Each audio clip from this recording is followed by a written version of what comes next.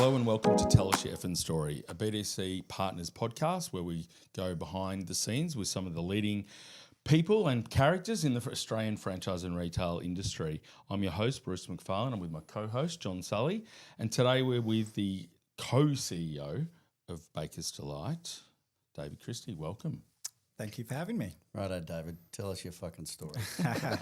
Okay, I knew you'd start that. Set the tone early. Love it. No.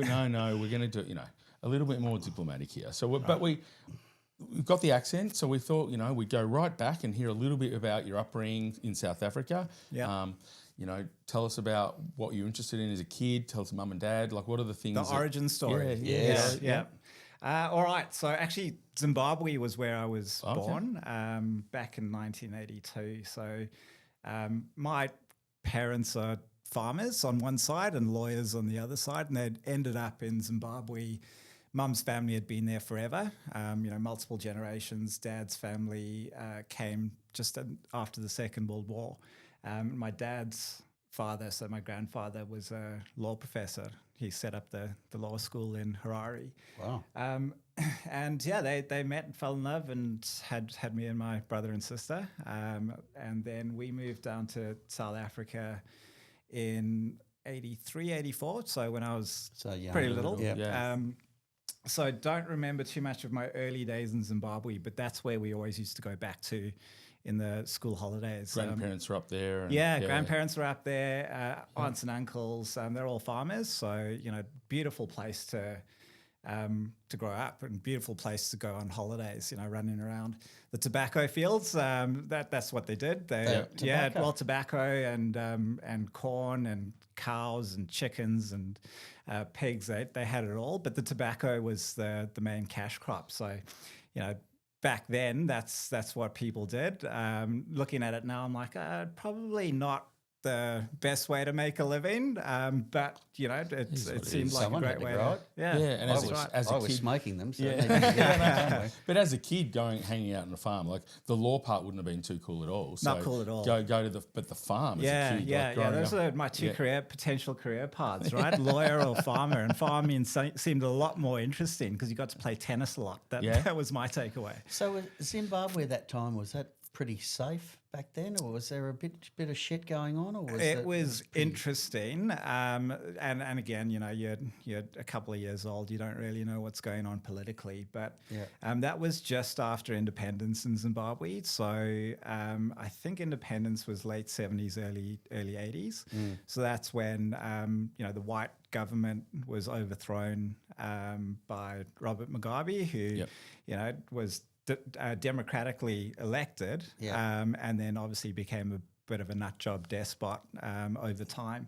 But it was relatively safe. It had gone through that big transition, and people were just kind of getting on with life. It was in the early 2000s that it kicked off again. That's when Mugabe had been in power for 20 years, so he's a dictator, and the people were starting to get a bit restless because all the change he'd promised hadn't really happened, right? Like the rich people were still rich, the poor people were still poor. So he turned things on its head and basically just made an edict that land would be appropriated without compensation. And it happened quickly. It happened within a couple of years. Suddenly all these letters went out to the farmers saying, your land is no longer your land, and we're gonna take it back and redistribute it. And that's what happened. And were any of your family still on the land? So they're all still up there? No, all gone. All out of Zimbabwe. So did they move down to South Africa? Yeah, they moved all over the place. Big diaspora. So I remember driving up. This is when I was in uni. Driving up from South Africa with my mum. She had a combi, a VW combi, the old ones, with an empty trailer. We drove up to my grandfather's farm and packed as much stuff into it as we could and drove them out of there. And you were down in Cape Town with the family, or where were you? That was Johannesburg. So the pathway went Zimbabwe, a little stint in Botswana, which is one of the homelands in the old apartheid government. Then into Johannesburg, and that's where I went to junior school, and then boarding school, and then Cape Town for uni. So why did they move from there, from the farm? What got them out of there? Because you said 83, 84 you left. You're only 2 or 3. So the farming was on my mum's side. My dad was a lawyer. Was the lawyer, yeah. And he decided, there's better opportunities for him and the family in South Africa. So moved down and got into banking, actually. He never practiced law in South Africa. I remember he worked, incredible work ethic. He joined one of the banks and then put himself through a commerce degree while he was working full-time, so late nights studying and then working full-time during the day, and became a banker. And that's, that was his story. So he was a goer. Yeah, absolutely. Still is. He's getting on in years a little bit, but I mean, he's retired, but still, incredibly active. Both of my parents are, and Dad rows, like that was his thing, his banking and rowing, and he still does the World Masters rowing whenever he can. Really? Yeah, no, he's a beast. Is he tall like you? He's tall like me. He's maybe a couple of centimeters shorter, but good leverage. He's got great leverage, and he goes pretty hard on the rowing machine. Good on him. Yeah. What did you say? 82. So you're, what's that, 30, 40 something? Oh, 30. Let's go with that. Yeah. So he's like 70? Yeah. He's in his mid to later. Yeah, he's still a young fella. And what did your mum, how did she cope with that, moving from the farm into the inner city life, I suppose, city life? It must have been tough. It's one of those things you don't think about as a kid. Your parents are just your parents, but they went through a lot. Like, I talked about that independence battle in Zimbabwe. So Dad actually fought in the war, the Bush War in Zimbabwe, and got shot. He took a bullet through his back and out the other side. And this was, I think my brother had maybe just been born, or it was like, this was early days into their marriage. Right. Mum's left the farm and shacked up with this lawyer who's then been conscripted into the army. And he's taken a bullet, and it was touch and go for a while. So, we think we've done it tough, but nothing quite like that Joburg's generation. a bit of a scary city for a non-South African, having been there in the 90s as myself as well, but nothing compared to what he came from. So Joburg would have been, this is amazing. This is easy. Well, people are still shooting at me, but at least I'm behind a wall this time. So what about as a kid in Joburg for you? Like, what was life like as a kid, into sport, into school? What were you into? Yeah, it was great. I mean, I had a great childhood. So mum and dad really provided well for us as a family. Great, got on really well with my siblings. Went to a local school in Johannesburg, which was just great. I mean, great facilities, lots of activities. Sport seemed to be, I think academics were secondary to sport in most South African schools. So that was it. There was something every afternoon. It was swimming, it was tennis, it was cricket, then hockey, rugby, soccer, like basically anything you got into. I loved it. Yeah. Are you the oldest, did you say? Youngest? Middle. Yep. So I've got an older brother. Did he beat you up at all? Yeah. He did. So we're pretty competitive, my brother and I. Always compete in sports. As we've got older, I've maintained my fitness. Let's just say a lot more than he has. but he got into arm wrestling of all things recently. He's just a little bit shorter than me, but he's a solid 20 30 kgs heavier than me. Yeah. And my theory is the reason he got into arm wrestling is because it's the one sport he can actually beat me. Yeah. Without actually just doing boxing or full on fighting. But even then, I'll just outrun him, right? Yeah, as long as you're quick. Yeah. So what did they end up doing? What did your brother and sister end up doing work-wise, career-wise? So my brother's a journalist and an author. So he's followed a really interesting journey. He's also done some comms work for MSF, so Doctors Without Borders. Oh, yeah. My sister's in tourism, so she went and spent a lot of time in the African bush. She was a guide and worked in a lot of the safari camps, and now works for a tourism company in Cape Town. So, and your brother's in South Africa as well. In Cape Town. Yeah, my mum, dad, brother, sister all live quite close with their families, and then there's me on the other side of the world. Do you get back much to see them? Yeah, we try to. So it gets tricky with the family and business, but try to get back there. If not every year, then every second year, and then mum and dad are out as often as they can too, and they still love traveling and able to. So it's good. So you've got youngies, you've got kids. I do. I've got a 10-year-old and an 8-year-old. Right. Yeah, which is not fantastic. Too bad. Yeah. They still like you. Then you wait till they hate your guts. I can see the early warning signs, John. Yeah, no, the kids are great, and you're right. They still want you around. It's such a good time, and just trying to make the most of it. Yeah. And what about career-wise? So, like, other than playing sport at school, what sort of subjects were you doing, or where did the early, you ended up at university in Cape Town, you said. Yeah. So, what were the things that were interest you at a school level before, like career-wise? Yeah, I really had no idea at school what I wanted to be.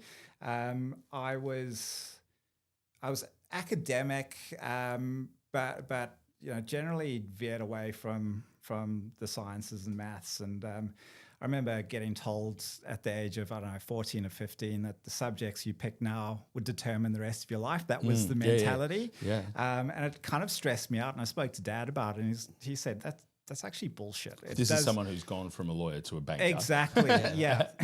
It doesn't matter. Do what you're good at. Do what you enjoy, and it'll work itself out. So that's kind of the approach that I took. I ended up studying literature and history at uni, and the rough plan was to eventually do a law degree.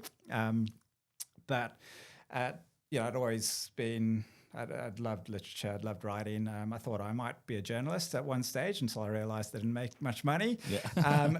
But did that during uni. What did you like to write about? That's really interesting. I thought I was going to write the next great South African novel. Yeah, not a power of one. Yeah, maybe that might be career number 2, but anything and everything. What did your brother write? You said he's an author? Yeah, he's an author, and a lot of feature journalism. So he's not prolific in that he doesn't churn out a lot of work, but he goes deep into subjects that other people aren't all that interested in. So his book. It's fascinating. It's a journey he took with a group of East Africans who he met in Cape Town, who were all living there illegally, and they were stowaways. So their whole mission in life was to get on ships to take them to better parts of the world. And it was just the circular thing. They'd hop on the ships, they would end up in Europe somewhere, and then they'd get deported back to Cape Town, and they'd just keep on going. It was a really interesting subculture. Yeah. So he ended up spending about 3 months with this group of guys and doing a trip from Tanzania down through Africa, a road trip into Cape Town. Some pretty harrowing stuff that he went through. Interesting story. Oh, he's the person who you should have on this podcast. He's got some really piss me off and fly him over. So you literature studied. You're in Cape Town. Yeah. Party town, having a bit of fun in South Africa. Yeah.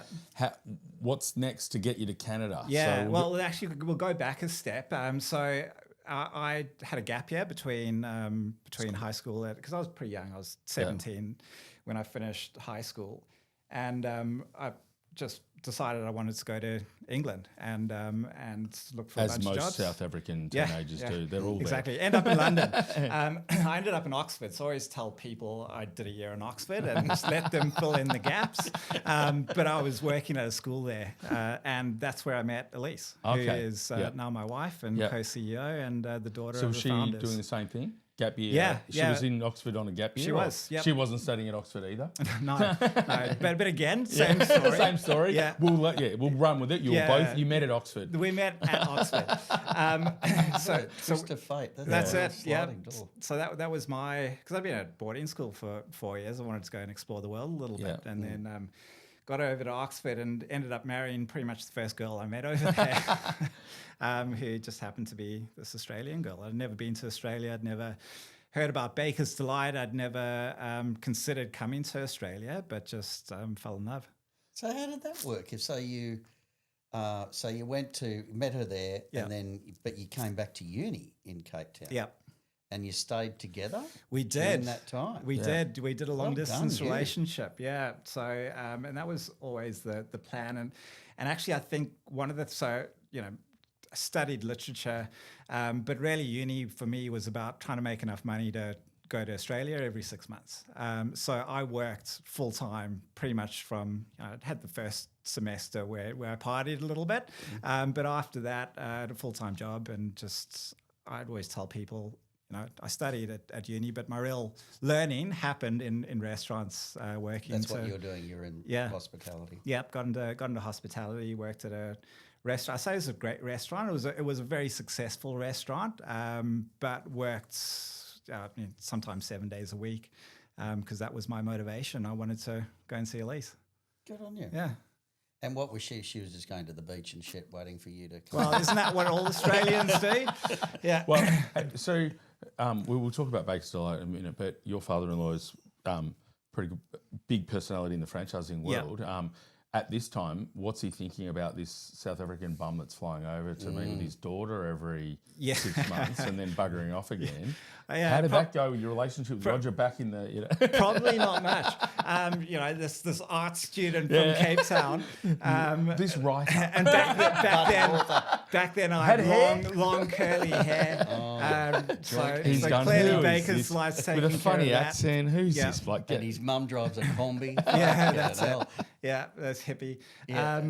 Well, actually, so I met them while I was over there. So, they came over to visit Elise in, I don't know, the summer. And it was in Madrid. So we'd sort of backpacked our way over to Madrid and we been slumming it as you do when you're backpackers, and met up with them at this beautiful 5-star hotel in Madrid. That's handy. And they just Showers. arrived. Yeah, it was pretty nice to have a shower.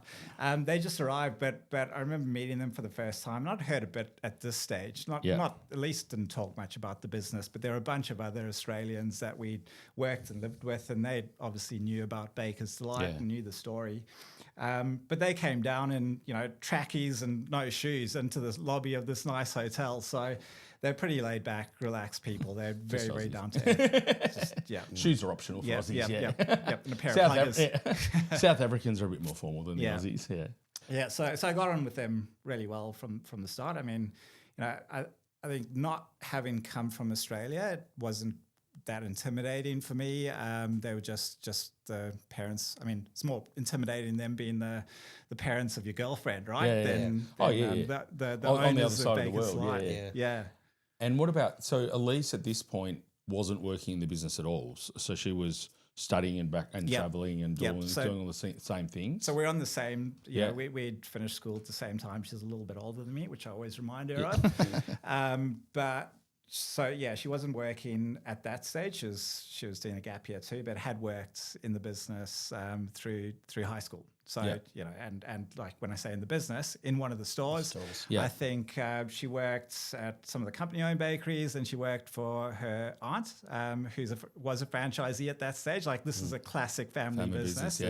Cousins and aunts who own businesses, and so she knew her way around a bakery by that stage. Well, classic family business, because it's not just, like I mentioned, Roger, obviously, and we'll talk about this, but Leslie was obviously integral to the whole growth and development of the business as well. So there's stories are a mother-daughter, team working in the business from an early age and stuff. So you've sort of come, we'll going backwards and forwards, you're getting a taste of that, I guess. Yeah.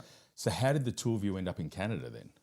Yeah, so we after that year in Oxford, both went back to uni in separate countries, saw each other as often as we could, and we always knew we were going to meet up again at the end of uni. And the plan was to have another gap year because the first one was so much fun. So we did a ski season in Colorado, and then we went up to Vancouver just as the business was starting to get going over there. There were city.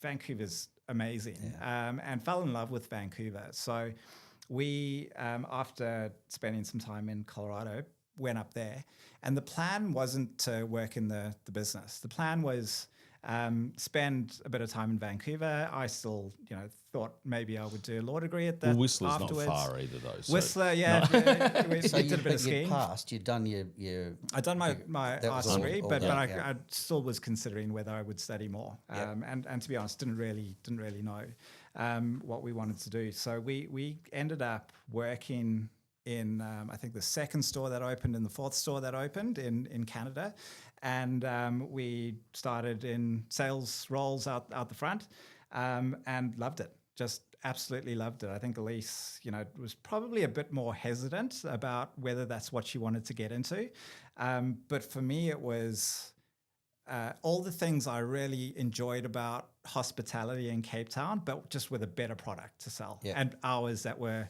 And was that Cobbs then? It was Cobbs. Yeah. So there was a team that went over from Australia back in 2003. There were 13 in total who went over to take the business from Australia to Canada, and couldn't use the Baker's Delight trade name. There was somebody over in Ontario, I think, who trademarked Baker's Delight or Bakery Delight, and wanted a ridiculous number for us to get the trademark.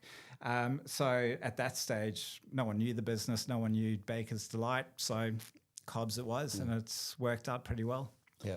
And before that, and you may not know the ins and outs of all of this because you was really before your time, but Roger had tried to take it to the US, is that right? Before that. Yeah. I've heard him speak about it a couple of times, and it failed maybe twice or once or twice. Yeah, no, we don't learn our lessons well because we're having a third crack at the moment. Yeah, no, we'll get to that. But but back in, because he talks about how different it was. And so he's had a couple of goes at the US. Yeah. Learn a little bit and then went to Canada. So so the US was like, that was really early on in their journey. This is when Elise and her brother Aaron, who's also involved in the business, they would have been, 7 and 9, so pretty young. And at that stage, Baker's Delight in Australia had about 25, maybe 30 company-owned locations, no franchise. And somebody had given them the advice that, look, you're probably not going to be able to scale this business in Australia. If you really want to grow, you've got to take it to the US. So they went over there with the kids, spent a year and a half, opened up a few bakeries, didn't really work. Whereabouts they go? They're in San Fran. Okay. Yep, they're in San Fran. But what they discovered was franchising as a business model. This is back in the 80s where there weren't that many franchise brands growing at scale in Australia. And Roger just had a look at all these businesses opening multiple locations, and decided that's what they wanted to do. So they came back to Australia. Good learnings then, yeah. I mean, you've got to, if you're gonna have a failure, it's good to learn from it. So they brought franchising back, and they actually gave the managers who were running the stores in Australia the opportunity to buy in, or they loaned them the money to become franchisees. And Leslie loves telling this story. It's the classic mindset change from a manager to a franchisee. The profitability doubled like almost immediately, and then the sales started to grow, and then the business just went from strength to strength. And some of this, again, we can talk about it later, but that just triggers how successful Baker's Delight have been about training managers, and I don't exactly know what you call it, but that sort of academy of bakers are becoming business people and stuff like that. So it sounded like it was right at the start, right at the very that you had identified some people, you've developed them from managers to business owners, and it's been a great result. Yeah, I mean ownership, like any franchise business, but internal ownership for us is a big one. I think everyone thinks their business is unique, but baking requires a lot of skill. And if you can't get the core product right, like we're obviously a retail business, but we're a production manufacturing business too, all in one, because we bake everything from scratch. So having somebody who's got that skill set, and then training them how to become a business owner is, I wouldn't say easier, but it's a shorter hop, and we've had so many stories, and a lot of good franchise businesses have these stories, but so many stories of people who started in the shop floor and worked their way up, and now own multiple stores. Actually, our most successful multi-unit owners. Yeah, our biggest and most successful franchisee was one of Roger's bakers back in the first store in Hawthorne and Glenferrie Road. And he's such a good story. Oh, he's 40 years, almost 40 years now, and he is on fire. He just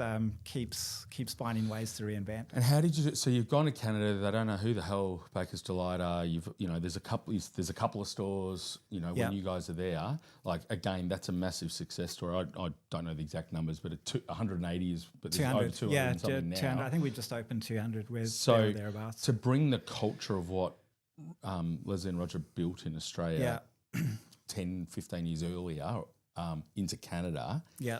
Obviously, your family, at least, is part of the journey. But how did you, get that same culture and be able to grow the network so well there? Yeah, and I think family moving over there was a big part of it, but it wasn't linear. We made a lot of mistakes in those early years, and particularly when it came to culture. So I mentioned 13 Australians went over. That didn't include Elise and I. We popped over a little bit later. But they were great people, great operators, knew the business really well. A lot of them got homesick and wanted to move back pretty quickly. So you go through this big growth phase where you open 15, 20 stores, and in the first 5 everything's perfect because you've got. Were they company? They're all company. Yeah. I think that maybe the 11th or 12th was the first franchise. But as those people started going back to Australia, the culture just diffuses, and then you've got people training people who just it takes not that long for it just to get watered down. So that was a great start. Bit of a struggle after about 20 stores, and then we just went back to the playbook, which was ownership makes a difference. We identified good people, good managers. We helped a lot of them into stores, and that was really another turnaround for the business once we had about 40, 50 stores and got us to about 70, and then it really got momentum after that. Were you changing recipes? Because like American bread is sugary shit. Yeah. But Canadian is more Australian line. Yeah, still quite a lot of sugary shit. Yeah.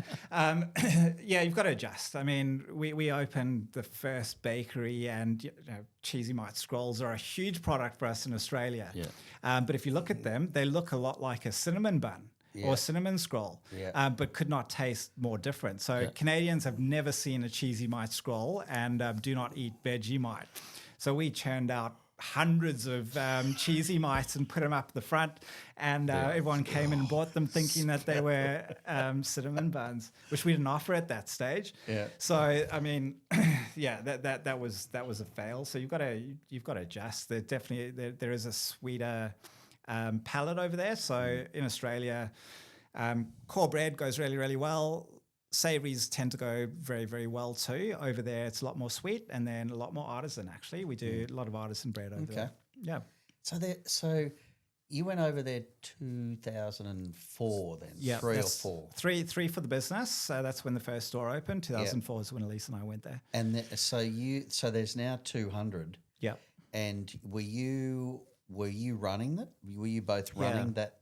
So our journey was growth, mate. starting at the front, at the bottom, and working our way up to managing stores. I think we're 21 at that stage. We're pretty young, but managing stores at the age of 21, 22. We were because we wanted to travel, and we had nothing weighing us down. I mean, we'd arrived with backpacks, so we were the perfect people to go and open up new areas. Yeah, perfect. So we spent 4 years just bouncing all over the place. We went to Vancouver Island and opened up the first store there. We went to Edmonton and Calgary, which... You're getting paid for your gap year here. You just live it. Yeah, I mean, we did work basically 7 days a week. Really? Oh, yeah. I was thinking about this the other day. Other than people that we worked with, I can't think of a single person that I met in places like Edmonton and Calgary, because our life was just sleep, work. But it was fun, you're in your early 20s, and like, where else are you going to get the opportunity to do that? Is Calgary in the middle, sort of in between? Vancouver and Ontario. Not quite in the middle. It's the province over. So you've got British Columbia, which is Vancouver Island. And then you've got the Rockies. And then just as you get into the prairies, you've got Calgary, and then you've got Edmonton further up north. And that's, getting into... I wouldn't say redneck country, but it's oil country. So north of that, you've got the massive oil fields. So there's a huge amount of wealth in that province, and it's a good place. It's a good place. It's cold though. Love Canada. Yeah, it's fantastic. I haven't been there, but it's like I've worked with a few Canadian businesses now, and it's similar to Australia in that like such a large proportion of the population live in the major cities and close to the border. Very close to the border, yeah. So I mean, Australia is close to the beach. Yeah, close to the beach, yeah. In Canada, it's within, I think the stat is like within 40 kilometres 80% or something ridiculous. Of the US border. Yeah. Now it's a 51st state. So you'd love Vancouver.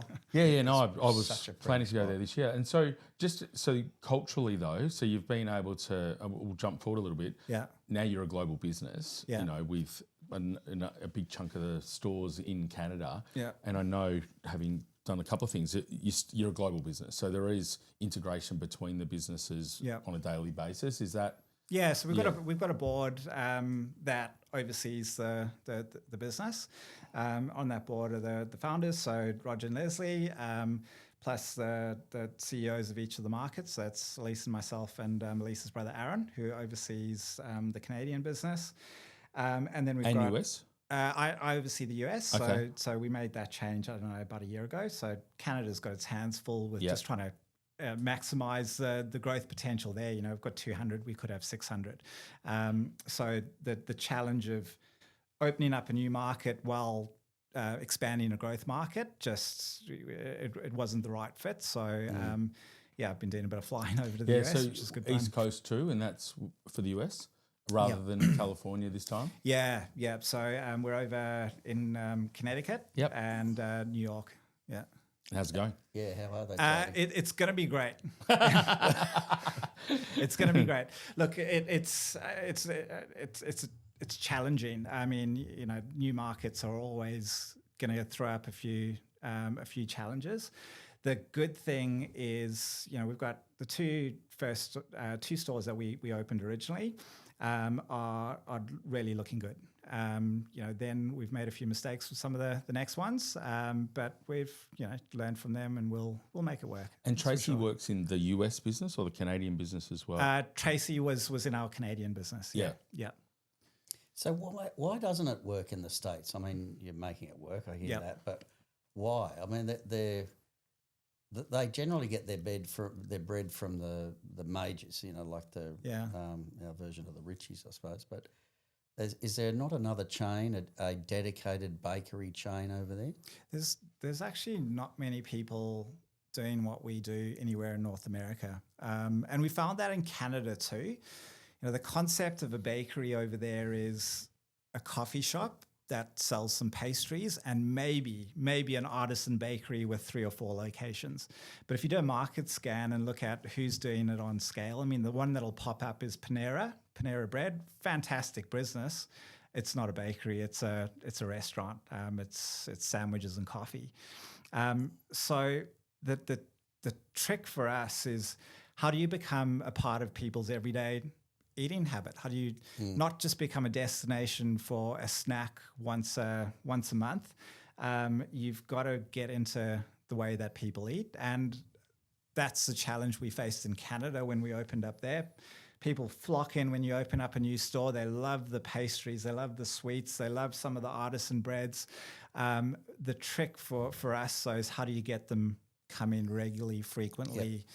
So there is a bit of a job to do in terms of just changing people's everyday eating habits and then shopping habits. Whereas in Australia, that's not so much the challenge for us, because 40 years we've been part of the diet. A lot of our products end up in kids' lunchboxes, and it's just a slightly different way of doing it. So the trick in North America is you've got to entice people in, you've got to give them a reason to keep coming back, and then it's about frequency. So what other countries? Where's next? Look, we're in New Zealand. I've got a master franchise. Just doing a good job there. As a Baker's Delight, trading as Baker's Delight. Yep. So that was actually the first market we moved to outside of Australia. We did that in the late 90s, early 2000s. And then, look, I think we've got plenty on our plate. South Africa? Yeah, would it work in South Africa, or is there bakery chains there?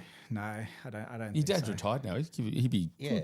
What's that? Your dad's retired now. He's got time on his hands. He's got time on his hands. Yeah. Put him out the back. Yeah. No, I don't think South Africa. Look, the way I look at the US is it's probably 3 or 4 markets in itself. Oh, and you've got 52. I think. Yeah. So biting off those one at a time will keep us out of trouble. Yeah. I'm going to ask you a question before we go to you coming back to Australia. So you're running a business called Michelle's Patisserie. The big player was Baker's Delight even back then in the 2000s. So what sort of things? What were you looking at as as your big competitor when Roger and what they were doing there? You were different, a slightly different offering, obviously. We just targeted next to them. We knew that if we were opening a Michelle's out the front of a Safeway or a Coles doing 35 million and the Bakers is doing sort of 18s a week or more, that we'll do 12s to 13s every day of the week. So and probably quite complementary too, right? Like 100%. Yep. 100%. It worked beautifully, and we used to talk to the Bakers guys a lot. We knew of them. Yeah. I don't think I've ever met Roger. I might have met him, but I've spoken to him 2 or 3 times. Yeah. Back in those days, but so it wasn't a threat to either side. No, because you're selling, and you've got coffee, and you haven't got coffee. And no, it was perfect for you. Yeah. Absolutely perfect. Yeah. So look, bring it back, I say. Yeah. Well, it'd be interesting because big gap in the market. Yeah, there's a few spots. But just even one topic is multi-brand. Like, I know I don't know how. I don't think you've got a lot of people in Baker's your network that actually own something else outside of it. None. And it's not. But in the US, that's quite common. Yeah. Where people, if they're a successful franchisee, that might have been the you could have kept going. You could have just sold all your outlets to the Baker's Delight guys. Yeah, we should have. Fucking should have. But we did well out of it. So that's I shouldn't say that, but it would be that's one of the things that I've always loved about Baker's, and we use that now as our benchmark because we set up this. It's a little fund where a couple of franchisors put some money in, and we're investing into franchise systems that are at that 15, 20 store mark, which, as you said, that's critical time, isn't it? Critical. So just to bump them through, get them going from there, and we've used Baker's Delight, and I've used that as the gold standard because I love the way that you guys, when you're having it, I assume you're still doing it, when you're having franchise meetings, they all walk around with their lanyards on, and it sort of talks about their cost of goods and their sales and where they're ranked. Yeah, I love that shit. Yeah, that is super transparent. There's not too many, and we just did our core values as well for this business, and transparency was number one. Yeah, based on what you guys are doing there and what Roger and Leslie have instilled as a culture. And so many franchise systems just don't go far enough with that stuff, that you are a little communist organisation. That's really what it is, that you're sharing all the information, and people do secret squirrels left, right and centre. And that's just wrong. Yeah. You should be building each other up. Yeah, it's a network effect, right? Like if you've got 500, 600 owners, why wouldn't you share the amazing work that they're all doing? You're right. It was really visionary of Roger and Leslie in those early days to just be fully transparent with all the franchisees' profitability. That from day dot, that's been open for everybody in the network. So from to the see. Start. I believe so. Yeah, because so many franchisors are scared of doing it. Yeah, and then franchisees are scared of sharing that information. Yeah. Whereas if that is the price of entry, you join our network, that means your P&L will be visible to everybody else.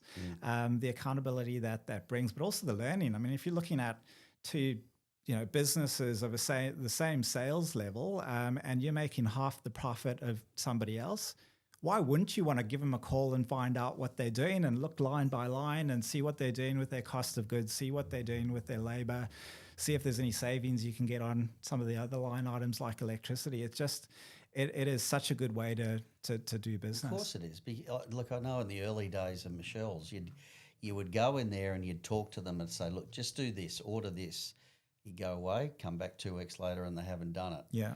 If another franchisee went in and said do that, they would have done it. They listen. It's just peer recognition and feeling like, well, they're in the bunker with me. Yeah, what do you know? You've come from the ivory tower, right? Exactly. And it's just, I don't know of any other businesses. I'm sure there's some out there that do that. Yeah. Do you know of any that do that shit? I think, well, actually, this is one of the things I've been thinking about. I mean, the great thing about publicly traded businesses is you can see what they report to the market every six months to 3 months. But so few of the franchise businesses that are publicly traded actually report on their franchisee profitability. Like you've got to really dig for it. Whereas for us,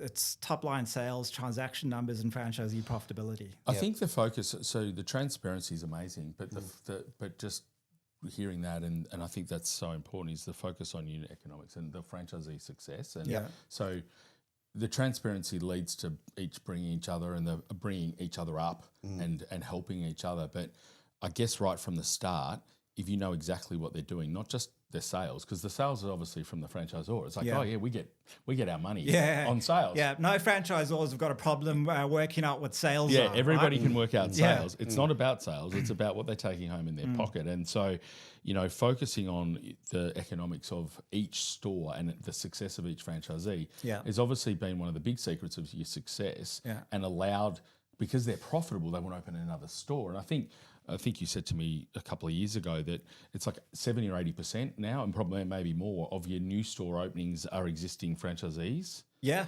I mean, actually, it's probably closer to 90 to 100%. So then you don't even have to really try and recruit that hard, because you've already got them and they're already successful. Yeah. So how many have you got now? So Australia 520, 522 actually.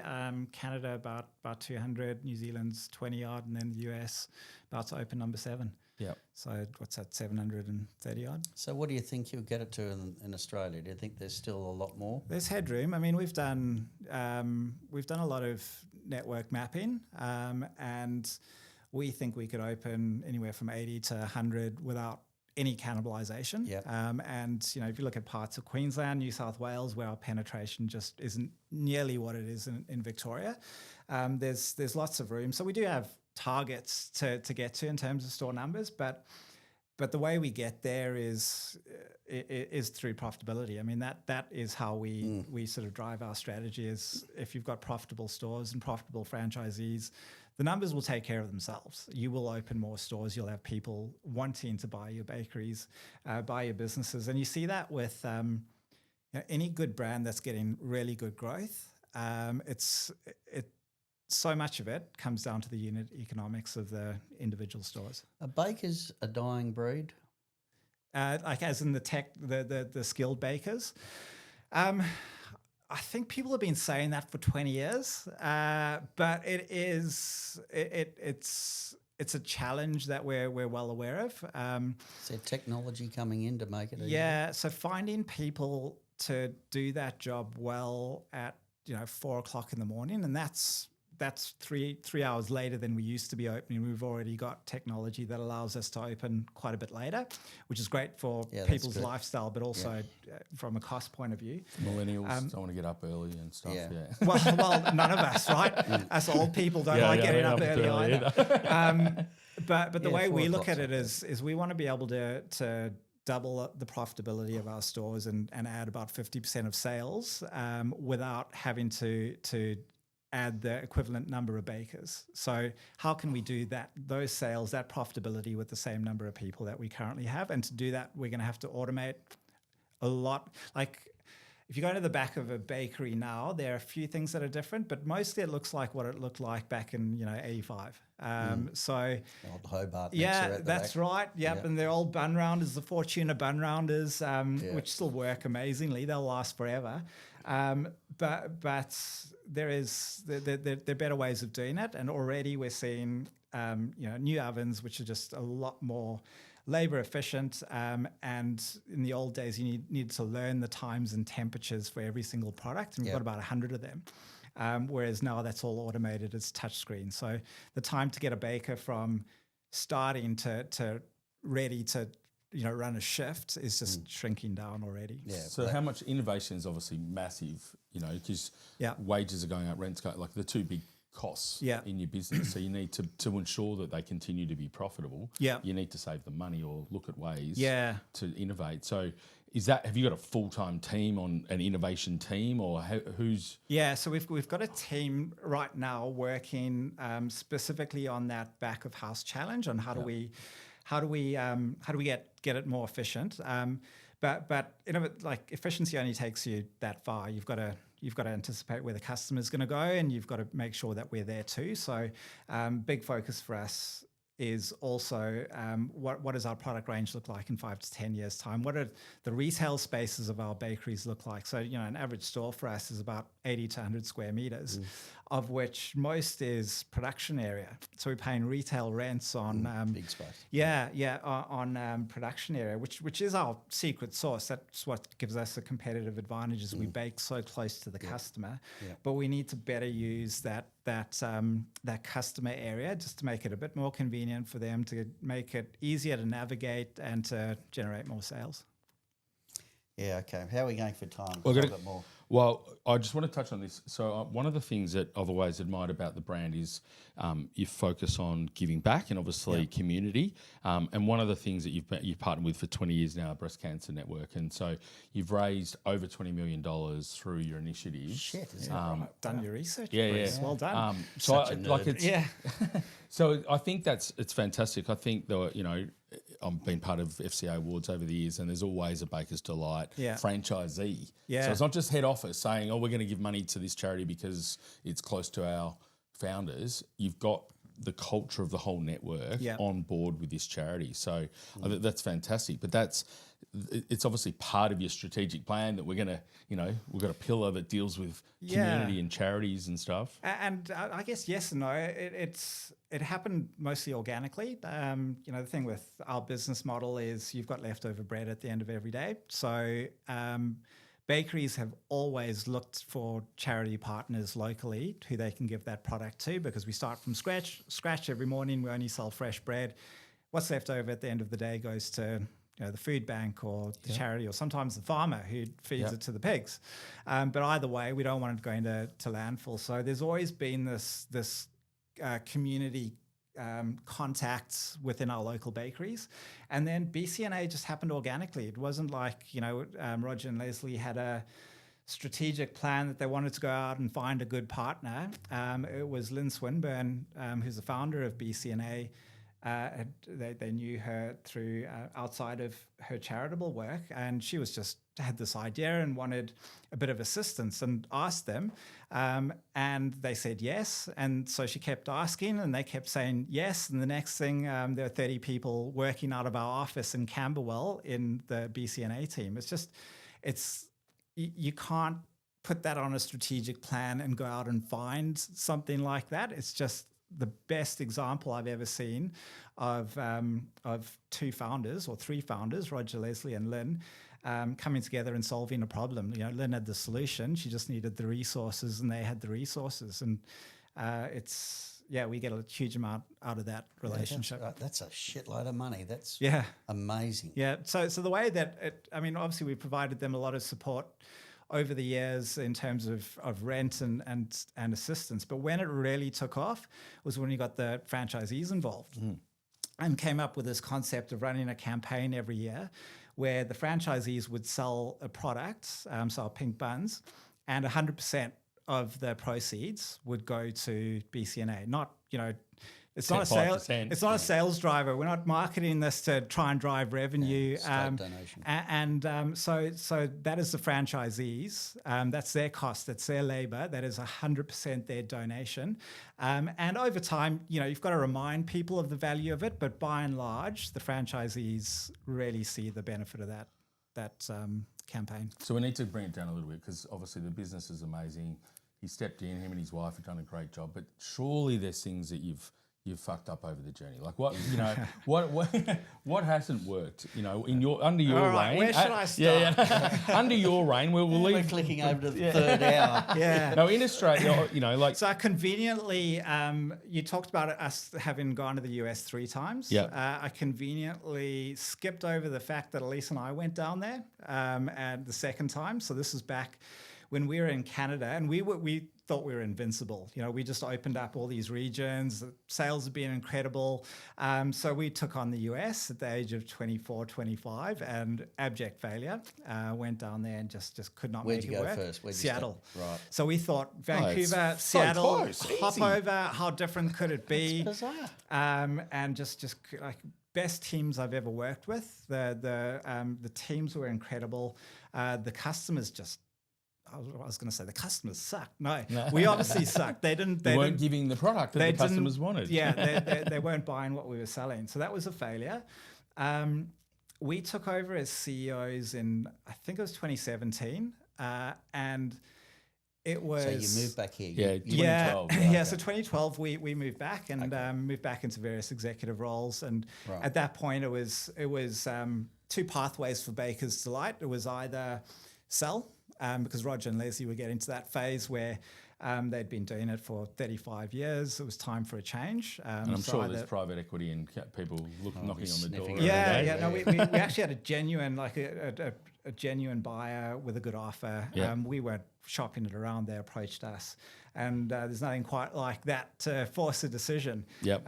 So it was at that point, I remember Roger saying, all right, well, it's either do it now or step up. He's backing you for his retirement funds. Yeah, step up and take it on. So we did, and it was really, really tough. It was tough. Like first few years, the business had been pretty flat for a few years. Yeah, in terms of opening new sites or profitability. Sales, and you know what happens when sales are flat? Profitability starts to go backwards. Costs go over the top. So there were no shortage of So challenges. this is all pre-COVID. Yes, things are going a little bit tough. Yeah. Yeah, so we had a couple of tough years there, and tried a few things that didn't work, and made a few mistakes, and you know what that's like with a franchise network. But also a family business, and you're not Leslie and Roger, so you're taking over new generation, new ideas. Yeah. So that was a steep learning curve, and I wouldn't say I loved every moment of it, but geez, it was. There's nothing that can prepare you for that. So we'd actually got some pretty good momentum going into COVID. And just felt like we'd got things in the right spot, and then COVID hit, and that was a game changer for us in a positive way. I mean, shit show for going through for everybody, but for the business, it just supercharged what we were doing. And for me personally, it was, the rule book's been thrown out the window, and it was the first time that you feel like you're not just trying to follow the playbook. There was no playbook. We're making it up on the fly, and you realise that you can do things differently and get really good results. I think COVID was a shit show, but from most franchisors, it really came to their own, because it was like, how do we support our franchisees? Like the independent baker, he's just got no idea, or she's got no idea. Yeah. Whereas you guys have got all supporting of each other. We are going to run out of time, so I'm going to let you think. We're going to have the last thing we want to do is just a tip for emerging franchisors. Yeah. But I'll let you. I know I cut you off before. No, that's okay. You crack on with that. That's okay, important part. Tip for emerging franchisors: never forget about your franchisees' profitability. That will make more difference to your business over the journey than just about everything else. Be very careful about who you let in, and have a really solid process to make sure you let the right people in. You're never going to get it 100% right, but I can tell you the damage that you can do to your business. Even at such a large system like yours, having the wrong franchisee. It's amazing how a small group can consume so much of your time. So those would be 2 things. And then it also, while you're a franchise business, you need to look after your franchisees, but never forget that you're serving a customer too. You've got to make sure that the product that you have is fit for the market. There's growth in that product. If you're not convinced that you're going to grow that product and sell to more customers over time, you can't be selling businesses. I want to go back to that other point, Okay. is the franchisees. Because Yeah. like I did say, a bad franchisee, but it might be just the wrong person in the wrong job, like a wrong career. Yeah. How, in a massive, mature network, managing underperformance of your franchisees and trying to figure out for them that they're maybe not in the right business or industry and do that respectfully. Like how have you had to do that? I think you've got to start with is it a problem with them or is it a problem with the system? And look at it's hard to say the system when you've got so many. but I mean, the way I look at it is you've got these warning signs in your business. If you've got 30% of your network that's for sale, if your sales are flat, if your profitability's flat, then you've got a problem you need to fix rather than focusing on the franchisees. But once those are under control, then it's not the same as managing an employee. You're obviously in a business partnership relationship. You've got to make sure your franchise agreement is rock solid, and you've really got to make sure that you use the opportunities to have the performance conversations. So when they're up for renewal, don't let the opportunity pass. If it's the wrong person for the business, and that's why as an owner, CEO, founder, deciding who you let in and who you renew needs to be almost your job number one. But what do you think Australians are good at retail compared to America and Canada? I think South Africans are great at retail. Thought we'd get away with that. Yeah. The football's going to come up in a minute. The rugby. Yeah. I don't know. Like not. There's some amazing Australian retail businesses. I think we operate under some pretty tough regulation here, which makes us productive. Like the productivity we get in our business compared to Canada, in the Australian business compared to Canada, because we have to, because the cost of labour is so high, is impressive. So being able to take that across. I think sometimes we get a little bit lazy with the customer maybe in Australia, but there are so many great Australian retail businesses. Not that many have been able to translate it into international growth. It's interesting, isn't it? Well, I think we're done. Yep. Thank you very much. That's fantastic. It's great to hear your story and an amazing business that you're part of and taking to the next level. So congratulations. Well done. Yeah. And thank you everyone for listening to our BDC podcast. If you liked what you heard today, please don't forget to like and subscribe. Thank you. Go Thanks the box. for having me. Go the box.